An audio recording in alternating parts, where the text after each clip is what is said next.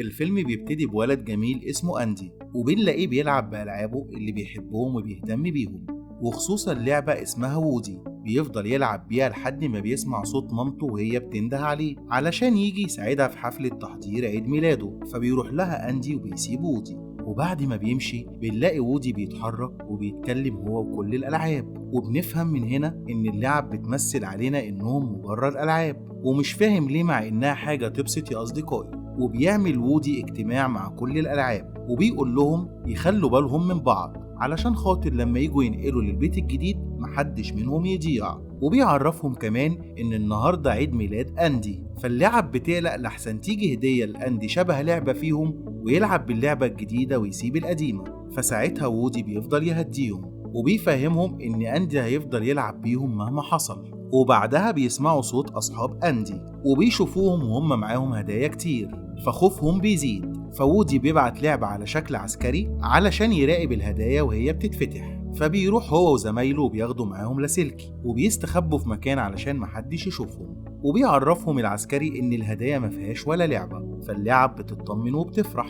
بعدها العسكري بيشوف هدية مامة أندي وبيبلغهم إن في لعبة جديدة، فبترجع اللعب تتوتر تاني، وخصوصا الديناصور اللي من كتر قلقه وقع اللاسلكي، فمش بيعرفوا الهدية جواها ايه. وبيسمعوا صوت أندي وأصحابه وهم جايين، فبترجع كل لعبة مكانها. فبيدخل أندي وأصحابه الأوضة وهم مبسوطين جدا، وبيرمي وودي من على السرير وبيحط مكانه لعبة جديدة، وبيخرج تاني أندي وأصحابه من الأوضة. فبيقوم وودي المسكين من على الأرض وبيشوف لعبة رائد فضاء، ومين شكلها كده يا أصدقائي بيحس إن هي هتبقى لعبة أندي المفضلة، وبيلاقيه تصرفاته كأنه رائد فضاء بجد، وبيشوفه وهو بيبلغ الوكالة بتاعته إن الكرتونة قصدي سفينة الفضاء يعني اتعطلت في كوكب مجهول. فوودي بيروح له وبيرحب بيه وبيعرفه إن دي أوضة أندي، لكن رائد الفضاء بيضربه بالليزر، فبيحس إن وودي لعبة طيبة، فبيعرفه بنفسه ويقول له أنا اسمي باز يطير، وبيعرفه إن هو في مهمة رسمية. فوودي ما بيفهمش منه أي حاجة، فبتيجي كل الألعاب وبتتعرف عليه وبينبهروا بالزراير الكتير اللي عند باز، وإن كل زرار فيهم بيعمل حاجة مختلفة، وبيتريقوا على وودي علشان ما عندهوش الإمكانيات دي. وبيعرف وودي باز إن هو لعبة أندي المفضلة، فباز بيقول له إن هو مش لعبة وإنه رائد فضاء حقيقي، وبيوريله الأجنحة بتاعته، وبيعرفه كمان إنه يقدر يطير، فبيتحدى وودي إنه بيعرف يطير. وهنا باز بيقف على السرير، فبينط من على السرير وهو بيقول إلى ما لا نهائية وما بعدها، فبيتزحلق وبيتعلق على اللعبة اللي في السقف، وبعديها بيرجع على السرير تاني. فوودي بيعرفه إن ده مش طيران وإنه اسمه الوقوع بشياكة، بس باز ما بيهتمش بكلامه. كل الألعاب التانية بتبقى مبسوطة بباز جدا، وبنلاقي وودي بيقول لنفسه إنه لعبة أندي المفضلة وإن عمره ما هيستغنى عنه عشان خاطر لعبة فضاء عادية ليها زراير وأجنحة تحفة. فبتعدي الأيام يا أصدقائي وبيحصل اللي وودي كان خايف منه، وبيشوف أندي وهو بيلعب بباز أكتر، وكمان معلق صوره في كل مكان في الأوضة. فبيتغاظ منه وودي جدا إنه أخد مكانه، وبيروح يتخانق معاه علشان خاطر أخد مكانه، وبالغلط بيدوس وودي على زرار بيفتح بيها الخوذة بتاعت باز. فباز بيبقى فاكر إنه هيموت، بس بيلاقي الهوا اللي حواليه مش ملوث زي ما كان فاكر. وفجأة بيسمعوا صوت غريب، فبيبصوا من الشباك فبيلاقوا واحد جارهم اسمه ساد وهو بيعذب اللعب بتاعته. وبيقول وودي لباز إن أحسن حاجة إن هما يعزلوا من البيت ده بعد يومين. وبعدين بتيجي مامة أندي فبتلاقيه بيلعب بباز وودي، فبتقول له جهز نفسك علشان رايحين ناكل في مطعم بيتزا، ومسموح له إنه ياخد لعبة واحدة بس معاه. فبتيجي فكرة لوودي إنه يتخلص من باز عشان يروح هو مع أندي، فبيستغل فرصة إن باز كان بيحاول يساعد لعبة من الألعاب، فبيحاول يوقعه ورا المكتب، بس للأسف الخطة فشلت، واللعبة بتخبط في اللوحة، واللوحة بتخبط في الكورة، والكورة بتخبط في الأباجورة، فالأباجورة قالت له طير انت. فكل الألعاب لامت وودي على اللي عمله، فقال لهم وودي أنا ما كنتش أقصد، بس محدش صدقوا لأنهم عارفين إن وودي متغاظ من باز لأنه بقى لعبة أندي المفضلة. وبنلاقي البطاطساية بتقول له يعني لو كان أندي خلاني أنا اللعبة بتاعته كنت عملت فيا كده. وفي الوقت دوت أندي بيجي فبيدور على باز ومش بيلاقيه، فبياخد وودي بداله وبيروح علشان يركب العربية. فباز بيشوفهم وبيجري ورا العربية وبيلحقها، ولما بيوصلوا لمحطة البنزين أندي بينزل من العربية وباز بيظهر لوودي اللي فرح جدا لما لقاه عايش، لكن باز بيتخانق معاه وبيقعوا هما الاتنين بره العربية. وفي اللحظة دي أندي ومامته ركبوا العربية ومشيوا، فوودي بيتضايق جدا إنه ضاع من أندي. وبعدها بتيجي عربية كبيرة وبيستخبوا تحتها علشان محدش يشوفهم، فوودي بيتعصب على باز لأنه كان السبب في إنهم يخرجوا من العربية. فبيرد عليه باز بيقوله إن كان في خطر وإنه مش عارف كان هينقذ مين وقصص ديت. فوودي بيتنرفز ويقوله يا ابني أنت مجرد لعبة. فباز ما اهتمش بكلام وودي وسابه ومشي. فبيبص وودي لقى عربية قدامه راحة لنفس المحل البيتزا اللي أندي فيه، فبيروح لباز وبيضحك عليه وبيقوله إنه لقى سفينة فضاء هتوصلهم للوكالة. فباز بيقتنع بكلامه وبيروح معاه، وبيوصلوا لمحل البيتزا وبيقدروا يدخلوا المكان وهم مستخبيين في علب أكل. وجوه المحل بينبهر باز جدا لأنه بيبقى فاكر نفسه إنه جوه محطة فضاء، لكن وودي كان بيدور على أندي وبيلاقيه ولسه هيروح له. فباز بيجري وبيركب في صاروخ الألعاب، فبيقرر وودي إنه يروح ورا باز عشان لو رجع البيت من غيره الألعاب مش هترحمه. فبيروح له ويقنعه إنه لازم يخرج بسرعة قبل ما يجي طفل وياخده بالخطاف. وفعلا بيجي الولد جارهم اللي بيأذي الألعاب وبياخد باز، وودي بيمسك فيه علشان ما يسيبوش. فبياخدهم هما الاتنين وبيفرح بيهم قوي وحطهم في الشنطة وخدهم على البيت. ولما سيد رجع البيت خد لعبة أخته وقال لها إن هي محتاجة عملية صغيرة، وبيمثل إن هو دكتور وبيركب لها دماغ ديناصور وراح يديها لأخته، فخافت وجريت.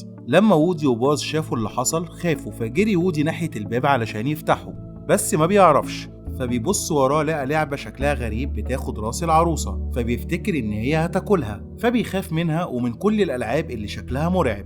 وفي الوقت ده بنلاقي أندي رجع البيت وزعلان لأنه مش لاقي لا باز ولا وودي. فمامته بتقوله إنك هتلاقيهم مكان ما سبتهم. وتاني يوم الصبح بيستغل وودي وباز إن باب الأوضة مفتوح، فبيحاولوا يهربوا وهم بيجروا بيلاقوا كلب نايم على السلم. فبيرجعوا تاني الأوضة بشويش، بس وودي طلع منه صوت فبيسمعوا الكلب، فبيجروا بسرعة على الأوضة. ولما الكلب بيمشي باز بيشوف إعلان في التلفزيون عن لعبة شبهه بس مش بتطير، وبيفهم ساعتها إنه لعبة زي ما قال له وودي.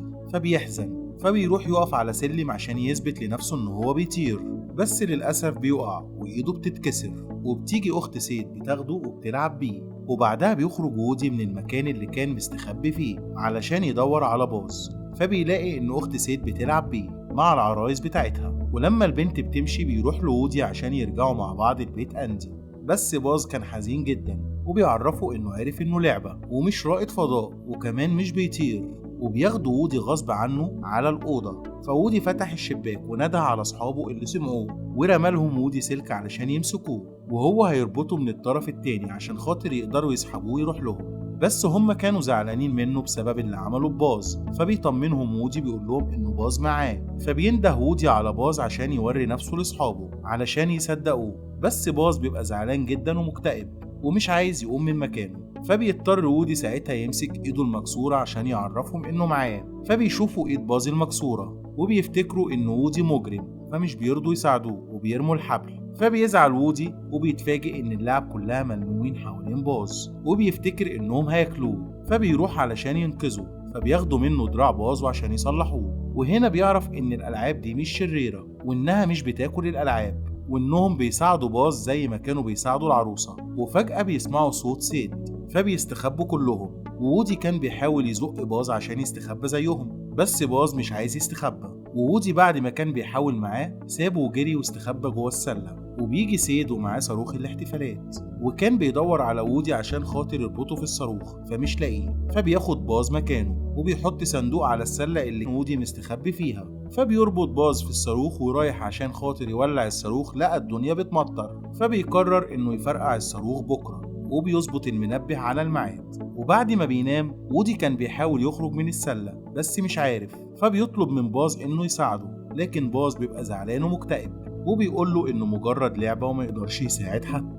فوودي بيقول له انه هو يكون لعبة مسؤولة عن اسعاد طفل احسن بكتير ما يكون رائد فضاء. وبيقول له كمان ان اندي بيحبه اكتر منه لانه عنده اجنحة وليزر، وبيطلب منه انه يسيبه ويروح عند اندي قبل ما اندي ينتقل للبيت الجديد.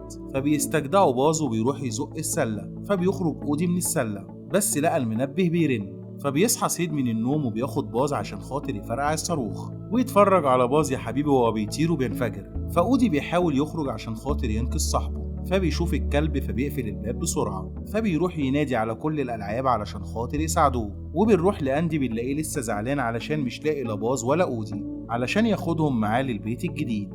وبنرجع لودي اللي بيبقى مجمع الألعاب علشان يقول لهم على الخطة اللي هيخرجوا بيها من الأوضة وفي نفس الوقت يهربوا من الكلب. فبيخلي لعبة البطة تدوس على الجرس، فأخت سيد تفتح الباب وفي نفس الوقت يخرج وودي الضفدع علشان يجري وراها الكلب. خطة في منتهى الذكاء. ويخرج وودي والألعاب من الباب التاني وبيروحوا علشان خاطر يساعدوا باز، لكن الرخم بيشوفه وبياخده علشان خاطر يشويه. وبيلاقي سيد ان كل الألعاب بتتحرك ناحيته، وساعتها وودي بيتكلم وبيقول له العب عدل. فساعتها سيد خاف وطلع يجري، وبيجري وودي وباز بسرعة عشان يلحقوا أندي قبل ما يعزل، بس مش بيلحقوا العربية اللي فيها أندي، بس قدروا يوصلوا لعربية العفش. فالكلب بيشوفهم وبيجري وراهم وبيمسك رجل أودي، فباز بينقذه وبيفتح وودي صندوق العربية وصندوق الألعاب وبيخرج كل الألعاب منها وبياخد لعبة العربية وبيرميها علشان يساعد باز. فبتتعصب باقي الألعاب وبتفتكر إن وودي عايز يخلص منهم زي ما خلص من باز، لكن وودي بيحاول يفهمهم إنه بيعمل كده علشان ينقذ باز، بس طبعا مش بيصدقوه وبيرموه من العربية. وبعديها بيركب وودي العربية مع باز والألعاب بتشوفهم وبيعرفوا إن وودي ما كانش بيضحك عليهم وبيحاولوا يساعدوهم، بس العربية بتفصل شحن وبيستغل وودي الكبريت اللي معاه وبيحاول يولع الصاروخ، بس بتعدي عربية من جنبهم الهوا بتاعها بيطفي الكبريت. فوودي زعل جدا لأنه خلاص عمره ما يروح لأندي ولا أصحابه، بس بتجيله فكرة إنه ممكن يولع الصاروخ عن طريق أشعة الشمس. وفعلا الفكرة بتنجح وبيطيروا بسرعة جدا وبيرموا العربية الصغيرة جوه عربية العفش وبيفضل الصاروخ طاير في السماء. وساعتها باز بيفرد جناحاته وبيقدر يتخلص من الصاروخ، وبيفرح وودي جدا إنه لسه عايش وإن باز بيطير. فبيقول له باز إن ده مش طيران، ده اسمه الوقوع بشياكة. وبيدخلوا هما الاتنين جوه عربية أندي، وأندي بيفرح جدا لما بيلاقيهم. وبتعدي سنة وبيبقى كل الألعاب فرحانة بعيد ميلاد أندي، بس المرة دي العسكري بتاع المراقبة بيبلغهم إن الهدية كلب، فبيتصدموا كلهم. وبس كده. لو عجبكم الفيديو ما تنسوش اللايك والسبسكرايب وكومنت لطيف. باي باي.